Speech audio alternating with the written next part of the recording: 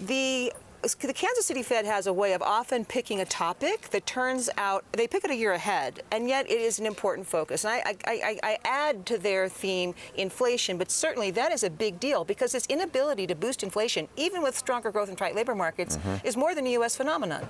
So here's what I think is going on, and I think it helps explain why we're trying to come to grips with this.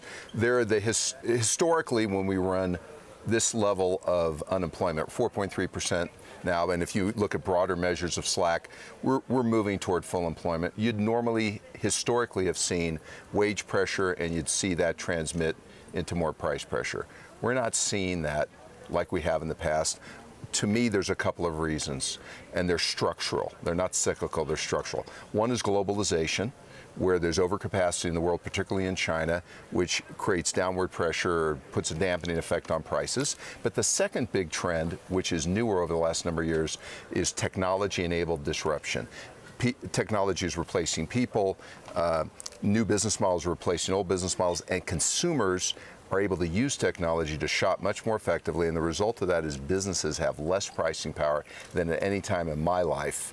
And so I think you've got the cyclical forces that are clashing with the structural forces, and I think the structural forces are relatively new and very powerful.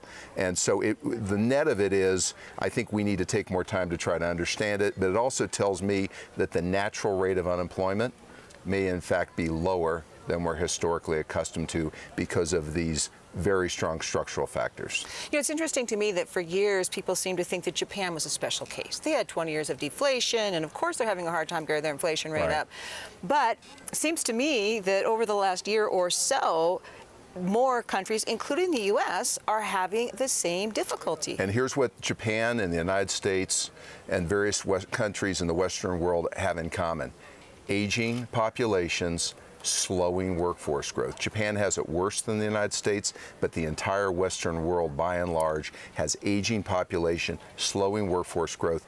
GDP is made up of growth in the workforce and improvements in productivity. And if you've got an aging population, you need to find ways to grow the workforce. That could be skills training, it could be getting more women in the workforce, but one of the other ways is immigration.